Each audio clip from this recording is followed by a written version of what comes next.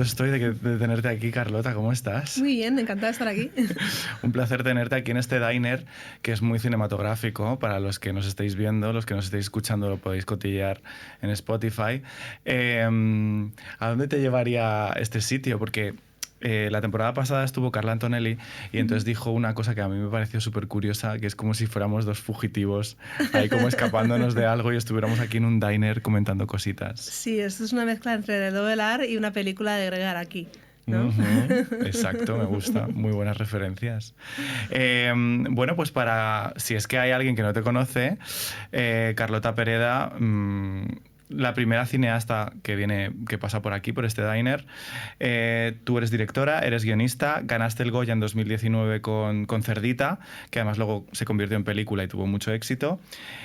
Y perteneces es que esto lo odio, tía, en plan, a una generación de mujeres que está un poco cambiando la industria en España. ¿Tú te sientes parte de una generación de mujeres que está cambiando la industria? No sé si estamos cambiando la industria, lo que sí estamos es intentando contar nuestras historias, y sí es verdad que somos una generación que tenemos en común que estamos empezando todos un poco a la vez en el cine, no en la profesión, y que sí hay una sensación de solidaridad entre nosotras, ¿no? De no competencia y de acompañarnos en el camino. Es que eso está muy guay, porque yo creo que yo que me dedico también a dirigir, a veces es como un trabajo un poco solitario, ¿no? El crear y dirigir, porque sí que es verdad que a lo mejor hay otras profesiones dentro de la industria que sí saltan más de proyectos, que colaboran con diferentes personas, pero la gente que nos dedicamos a dirigir o a crear es como que muchas veces nos centramos en nuestro proyecto y es como difícil encontrar estos momentos de encuentro, ¿no? De charlar, y como que falta un poco... No sé si un grupo de ayuda en plan así, Sí, pero quizá como un poco un grupo de poder hablar las cosas, ¿no? Sí, por eso funcionan también los festivales. Dice, ¿por qué te gusta ir a los festivales? Pues que ves películas y porque nos juntamos los directores y hablamos, ¿no? Y es verdad que en la televisión sí se da. Cuando tienes un proyecto en el que hay varios directores, sí te acompañas. Sí. Pero es que en el cine eres tú con tu proyecto y con una sensación de soledad absoluta, ¿no? Eso que sucede al final, en las últimas semanas de rodaje, cuando la gente ya está con la cabeza en el otro proyecto y tú estás todavía ahí aferrado, ¿sabes? A tu proyecto, y la gente está diciendo, no, y ahora voy a ir a no sé dónde, tal, y tú estás como, no, se va a acabar. Ahora estábamos hablando, ¿qué piensas? ¿El cine está de vuelta? Yo creo que sí. Yo, por lo menos para mí, creo que se está haciendo muchas películas muy interesantes. Está volviendo una cosa muy interesante, que era el cine de autor comercial, que está volviendo un poco en Estados Unidos, en España lo estamos intentando, y a mí yo sí soy bastante optimista. Yo por lo menos, desde luego, cada vez veo menos series y veo más películas otra vez. Qué guay, yo creo que es importante porque con todo el auge de las plataformas y de tantas fórmulas y de series como que te mantienen ahí enganchado, que también, obvio, todo es necesario, como que en algún momento hemos perdido un poco el contacto quizá con esas pelis que te remueven, que te dejan incómodo, que sales del cine haciéndote preguntas, ¿no? Y quizá con toda esta nueva oleada de cine que estamos viviendo, ¿no? En Europa y en Estados Unidos, como que estamos demostrando que sí, que se puede hacer un cine de autor, pero que también tenga su público, ¿no? Sí, aquí en España creo que todavía está complicado, pero yo creo que sí, que existe la posibilidad. Mi objetivo es que volvamos a los años 70, ¿no? A ese cine de autor que tenía una vocación comercial, ¿no? Que no era solo para festivales o solo para un sector de la crítica. Sí, como encontrar ese balance entre la creación, pero también el público, ¿no? Para que al final a todos les salga a cuenta también invertir, porque el cine es carísimo. Sí, porque también hay una posibilidad de que yo creo que puede ser profundamente personal, pero sin tener que prescindir del público, ¿no? Depende del tipo de autor que seas, ¿no? A lo mejor tú no eres así o otra persona no es así, pero creo que existe ese balance. Yo creo que hay gente, como por ejemplo Vigalondo, que está también en esa sintonía, y hay algunos autores aquí en España que también. Tú saltaste del corto a la peli, pero tú llevas un montón de años trabajando en la industria como guionista, como directora.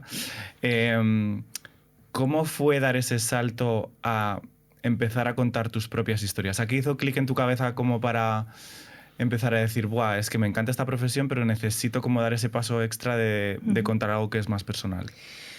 Bueno, yo siempre lo había intentado, ¿eh? Lo que pasa es que no me acompañaba la producción.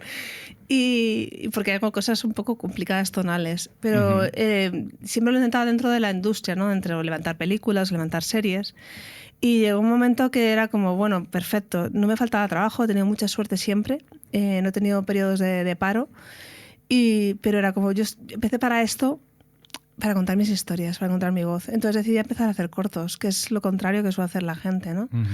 Y fue a través de los cortos donde lo encontré.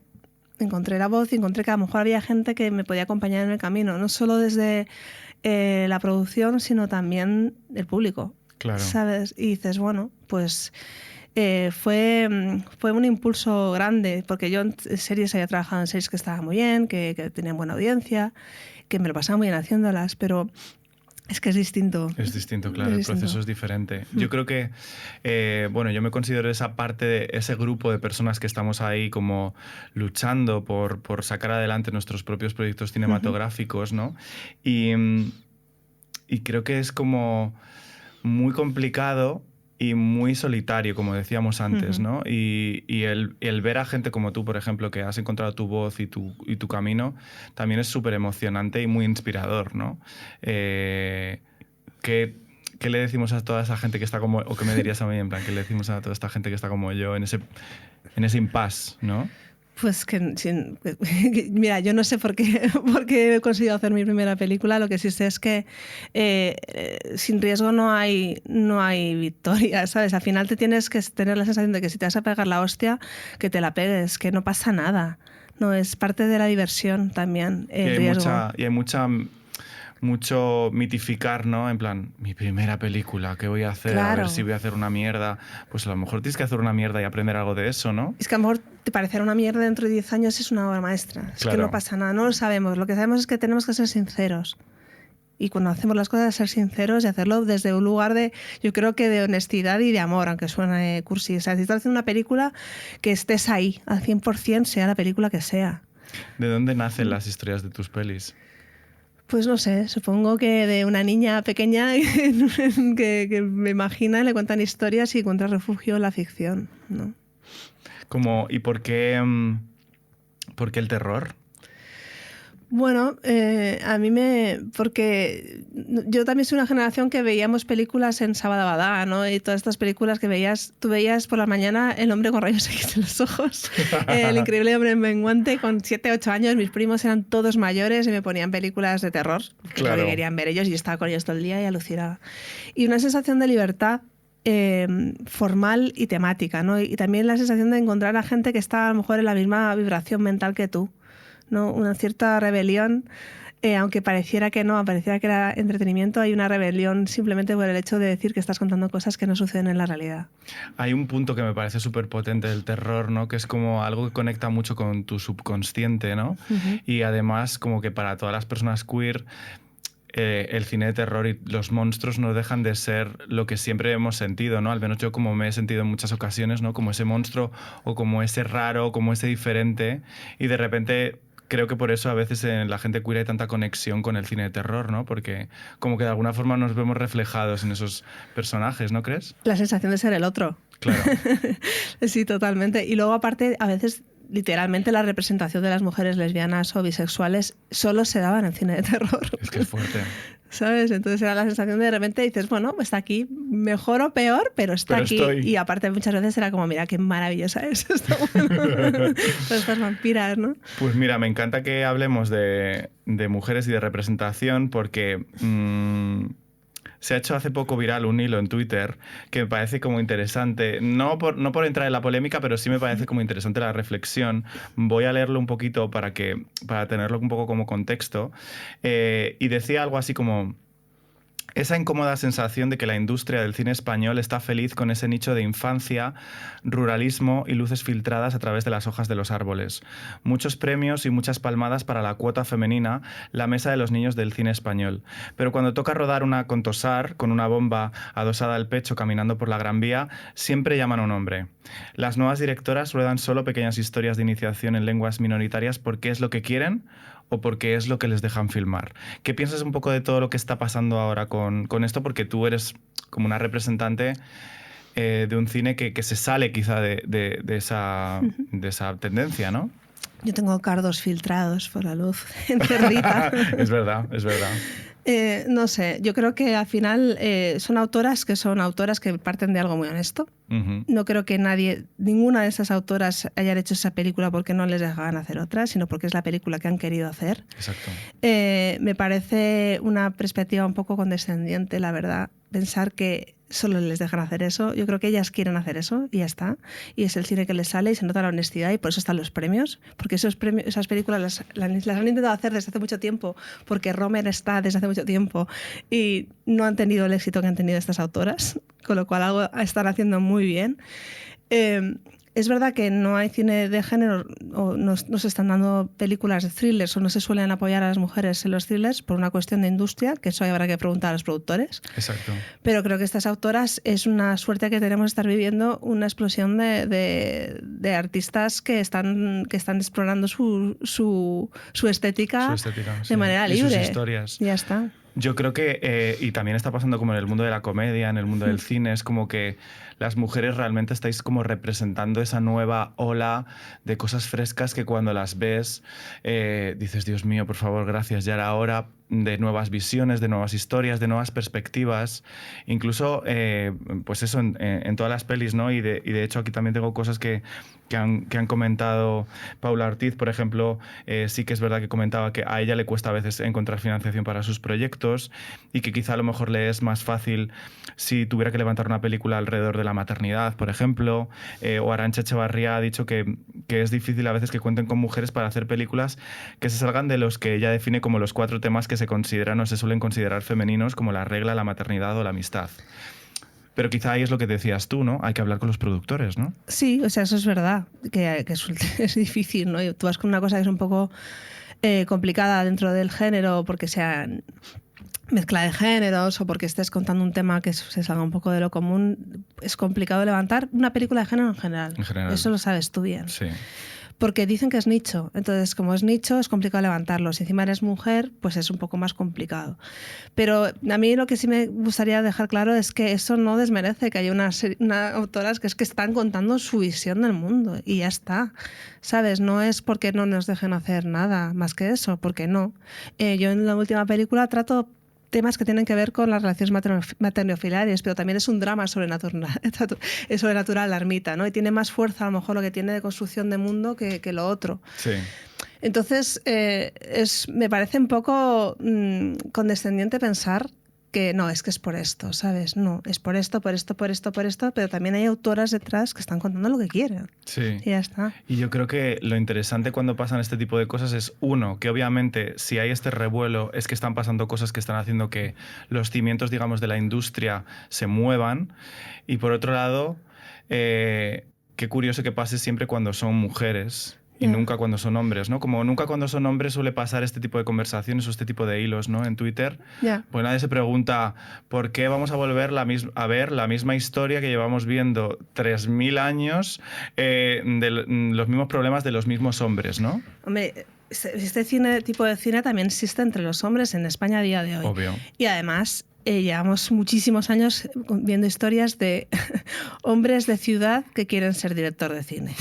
O sea, ¿cuántas películas, por favor, de mi vida? Y nadie ha puesto un hilo de Twitter sobre eso. Y ya no puedo más. O sea, ya no puedo más. Bien. De hecho, otro dato que incluyo, que me parece súper interesante, es que las películas dirigidas por mujeres reciben la mitad de financiación que las dirigidas por hombres. Sí, eso es así. O sea, yo mi primera película, mi segunda película también, pero mi primera película nos decían que era demasiado cara para una mujer. Y dices, a ver, una primera película, ¿no? Y dices, esta película necesita este presupuesto, necesitaría más, pero necesita este presupuesto. Pero es que además yo tengo 20 años de profesión a la espalda y teníamos un Goya. Y dices, es que hay datos, que no voy a dar datos concretos, pero hay datos de actores, directores primerizos con el doble o el triple, sin corto, con un triple o 4 veces más.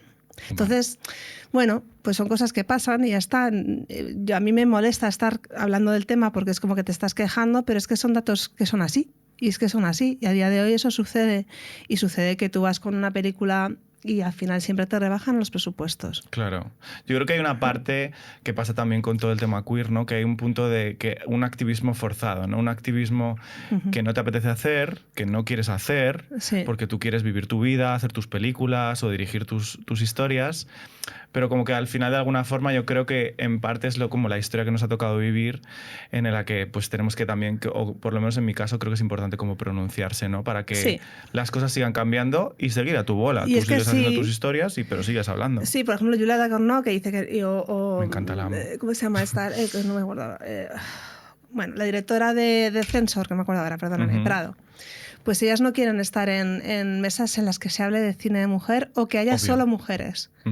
Y dices, bueno, yo lo puedo entender porque tú quieres hablar como artista, pero también hay una cosa de que tú tienes que abrir una puerta y te toca mantenerla abierta. Sí. Que tú hayas pasado Sí. no quiere decir que no te toque ahí aguantar un poquito hasta que pasen los demás. Exacto. ¿Sabes? Entonces, como esta etiqueta de cine de mujeres, ¿no?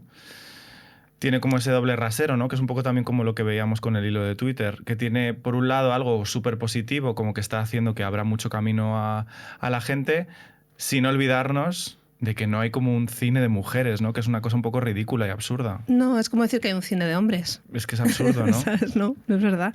Pero ¿qué pasa? Que, pues, no sé, pues que al final hay muchas veces pues que por una forma de intentar en festivales en los que no había cabida, porque no sé, ni siquiera se podía pensar que hubiera películas dirigidas por mujeres en secciones oficiales, pues empezó con esta historia de la sección del cine de mujer, no sé qué, esas cosas, ¿no? Como para... Bueno, les abrimos un huequito, pero les dejamos en un lado, ¿no? Dejamos en un lado. Entonces, bueno, estas cosas al final se están quitando, ¿no? Pero al final es eso, es poco a poco, es la lucha que toca hacer, poco a poco, como lo mismo con el activismo queer, como dices tú. Hay pocas mujeres que hagan terror o hagan ciencia ficción, que dirijan. ¿Por qué crees que es esto? Bueno, en España es también por una parte por falta de referentes, por falta también de confianza de los productores y también por cómo se financian las películas. Porque las películas se financian en base a el ICA, las televisiones, las ayudas locales y no se suele apostar por películas de género. Entonces, si tienes una película que a lo mejor tiene un espíritu más abierto, como es La Ermita, ¿no? Pues entonces ahí pueden entrar películas de este tipo de ayudas. O, por ejemplo, Cerdita, que veníamos de un corto ganador de un Goya y que hablábamos también del tema del bullying. Pero claro, si tú, por ejemplo, vas con un body horror, es muy complicado que vaya a entrar una cadena. Claro.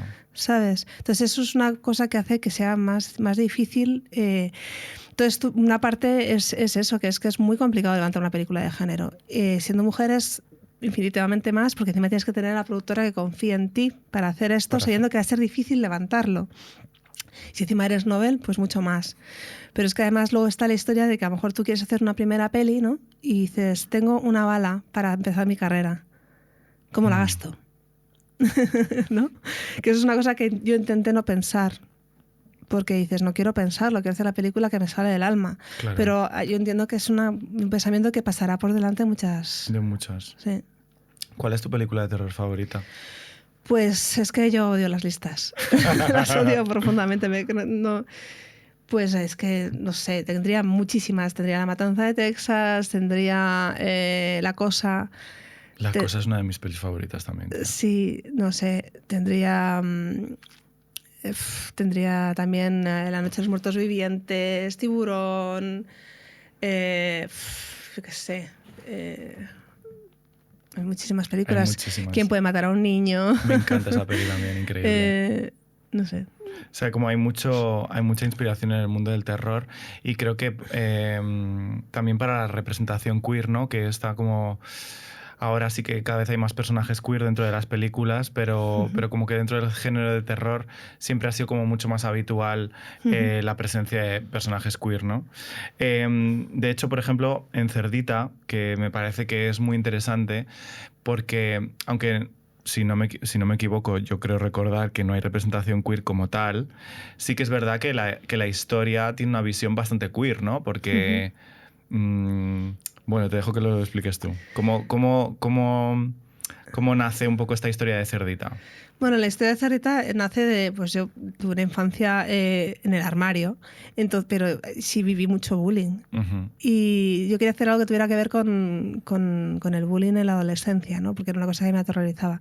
Y por otra parte quería hacer una historia que tuviera que ver con el terror en la luz del día. Y fuera al estar en la piscina un día, en la misma piscina donde luego rodé el corto y la película, que vi a una adolescente que estaba ahí ella sola a la hora en la que no había nadie. Y dije, ¿por qué es? Y me di cuenta que es que no quería que... Igual podía ser que no quisiera que nadie la mirara. Que a lo mejor no era por eso, ¿no? Entonces ahí surgió la historia porque me di cuenta que ella no podía esconderse. Y me pareció muy potente eso en verano, sobre todo. Y por la historia de los cuerpos, del deseo, del despertar sexual y todo esto, ¿no? Y bueno, de ahí surge Cerdita, de esa historia también de ser el otro, ¿no? Y qué pasa cuando el otro no es el monstruo, sino eres tú. Y eres tú como protagonista de la película, ¿no? Me parece súper interesante porque además hay un punto que la relación de la protagonista con el asesino... Sí. A ver, no quiero dar como spoilers, pero bueno. Ya lleva mucho tiempo. Bueno, lleva mucho tiempo, ¿no? O sea, como que me pareció súper original por ese punto de repente de deseo, de despertar sexual, ¿no? Lo que decías tú, con algo que en una película más tradicional no veríamos, ¿no? Que es como la protagonista pueda sentir atracción sexual por alguien que se supone que no cumple los cánones de lo que le debería gustar, ¿no?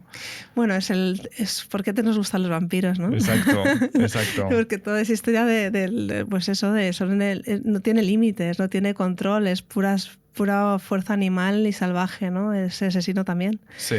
Entonces, puedes imaginar que es puro sexo, en cierto sentido, ¿no? Totalmente. Entonces, sí. Como muy animal, ¿no? Que al final la película también tiene mucha relación con esto. De hecho, pues el juego con el matadero y toda esta parte animal y muy como de la tradición española en relación a los pueblos, a las matanzas y demás, es como súper interesante, ¿no? Es curioso porque cuando hemos puesto la película en algunos sitios, la película se indignaba muchísima gente, se salía de la película cuando se masturba ella.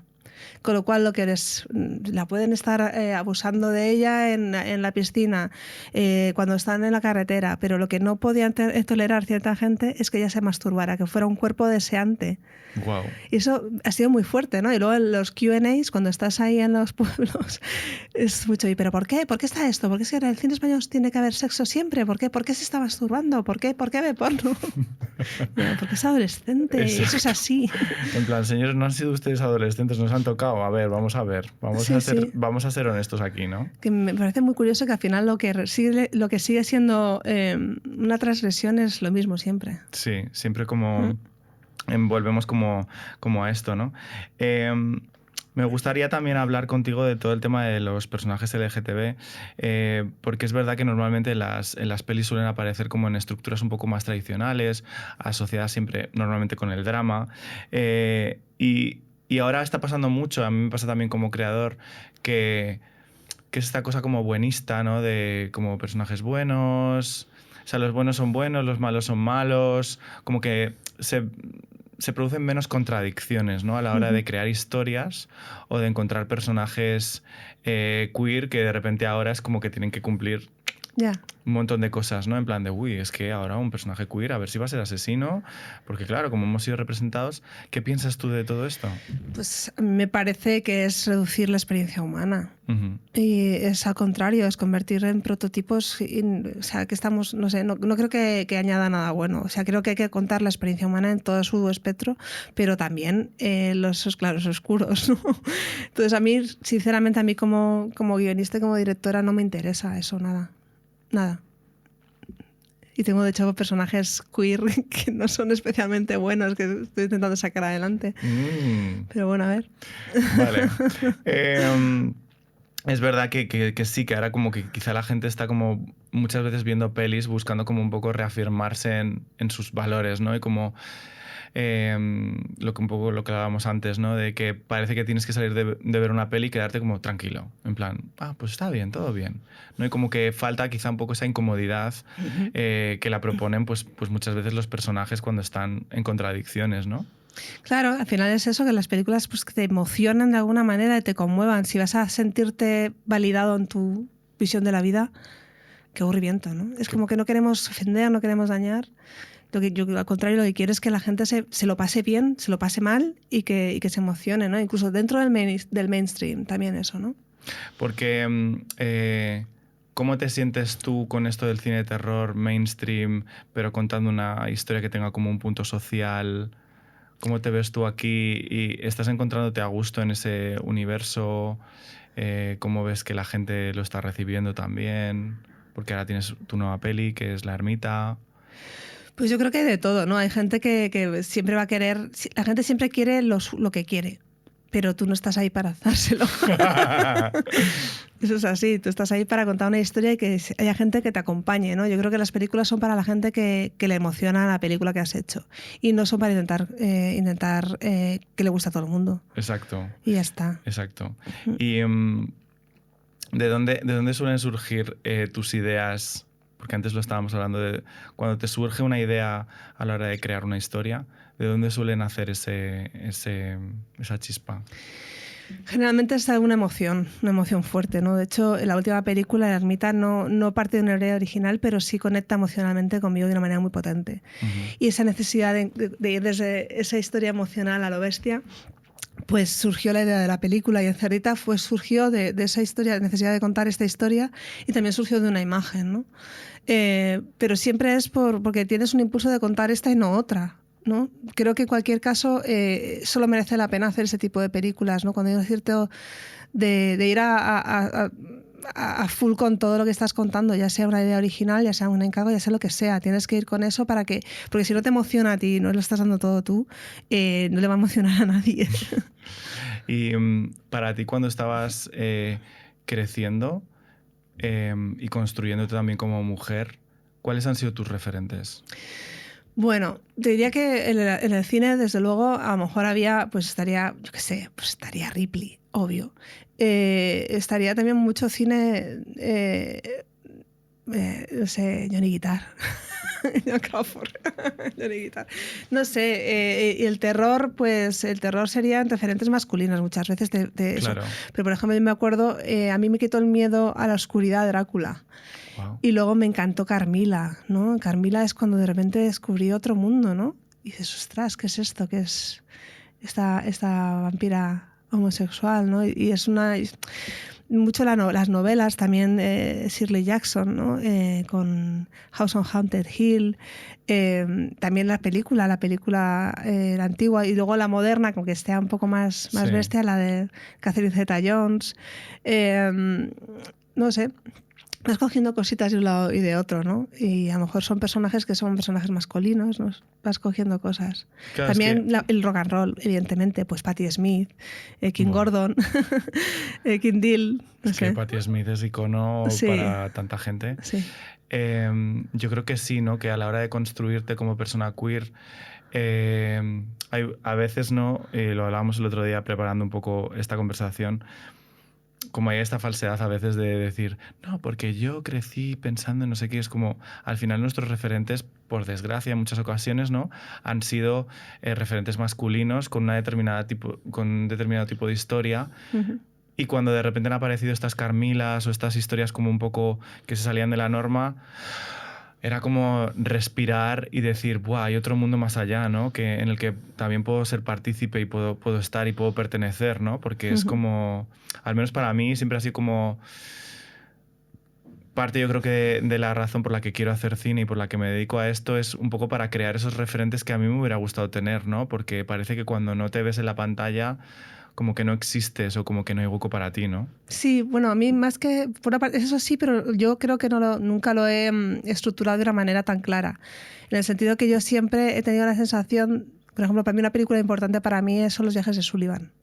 ¿No? De esa imagen de estar en la cárcel y la gente riéndose. Yo he pasado mucho tiempo en hospitales y he vivido eso de estar en el hospital y ver a la gente viendo cine, ¿no? En sus televisiones.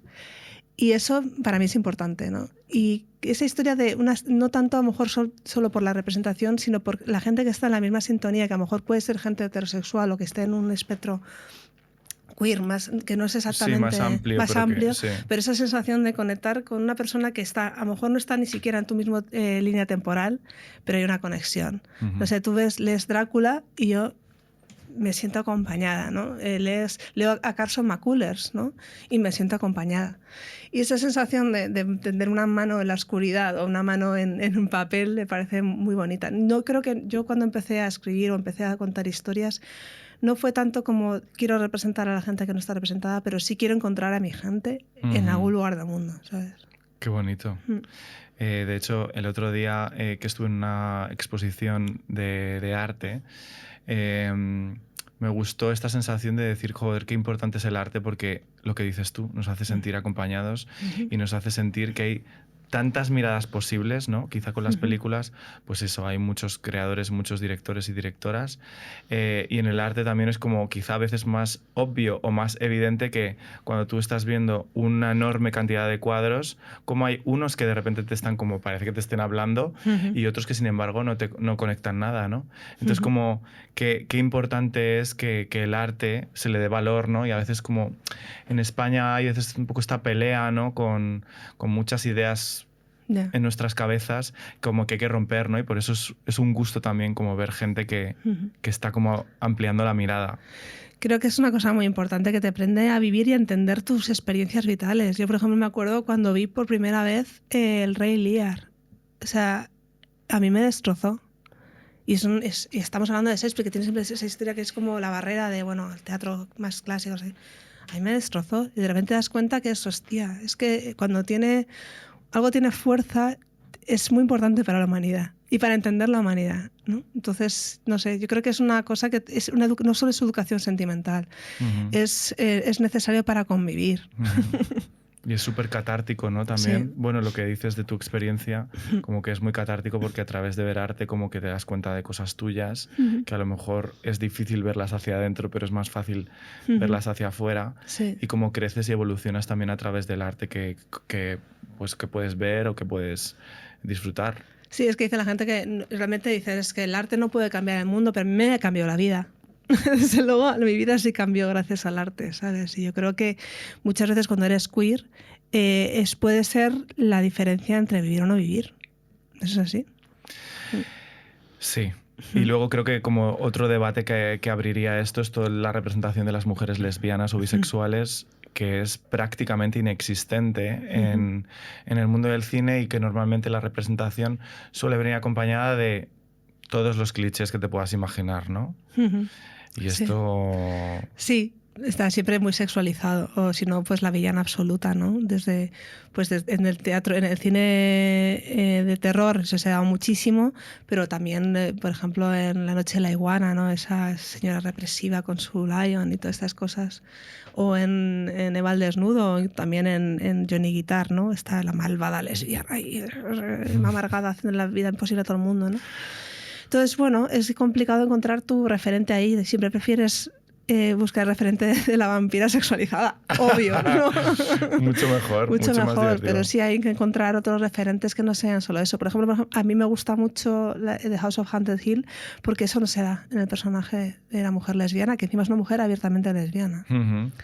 ¿Sabes? Y en cambio el personaje de la protagonista sí tiene una represión sexual que tampoco se había visto en el cine eso. Claro. Entonces, bueno, creo que es importante hablar de esas cosas y ver otras realidades más. Al final es contar la realidad, no contar una proyección de lo que quiere un hombre homosexual o heterosexual, perdóname, de lo que es una lesbiana o de lo que es una mujer bisexual y buscarlo. Exacto. Por ejemplo, porque está también House of Haunted Hill, porque está escrito por Shirley Jackson. Claro.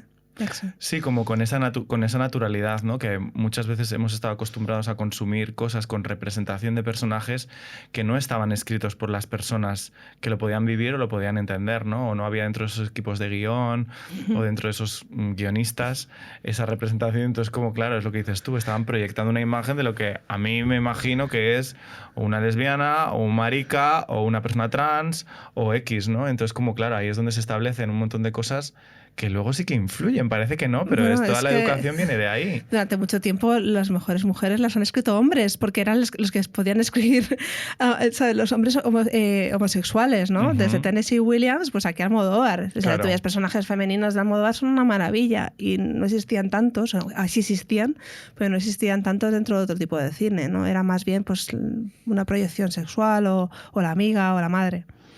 ¿Y qué hacemos entonces? ¿Qué te espera para el futuro, Carlota? Pues bueno, estoy con varios proyectos que estamos desarrollando ahora, a ver si conseguimos levantarlos. Y el día 17 de noviembre estrenamos La Ermita en cines con Belén Rueda, nuestra Scream Queen máxima. Totalmente, joder. Y con Maya Zaitegi, que es una maravilla de niña. Qué guay, pues nada, pues yo brindaría por este estreno, que te vaya genial, te deseo lo mejor y muchas gracias por haberte venido. Pues muchas gracias a ti.